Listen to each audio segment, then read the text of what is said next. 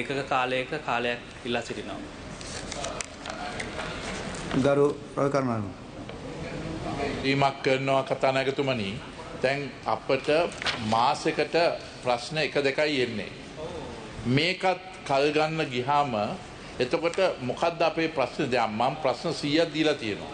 ඒ කියන්නේ අහන්න අවුරුදු 5ක් යනවා. අපිට මෙවැනි සම්බන්ධයෙන් මීට වැඩිය ඕනේ කමින් උත්තර දෙන්න පුළුවන්ද නැත්නම් තව එකක් දාන්න පුළුවන්ද without reply by මෙතන පාර්ලිමේන්තුවේ නැතුව without oral answers දෙන්න පුළුවන් තත්ත්වයක් ඇති කරන්න පුළුවන්ද? ගරු මන්ත්‍රීතුමා මේ ස්ථාවර නියෝගවල අවස්ථාව තියෙනවා අවස්ථා 3ක් ඇතුළත පිළිතුරු සැපිය යුතුයි කියලා. ඒ අනුව අපි වැඩ කටයුතු කරමු.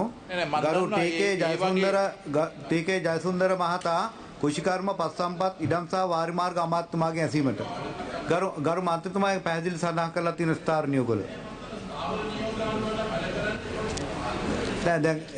දැන් නියෝජ්‍ය අමාත්‍යතුමා කියනවා කල් ගන්නවා කියලා රතයක් ඉද ඒකට දැන් වෙන කාටවත් උත්තර දෙන්න දෙන්නේ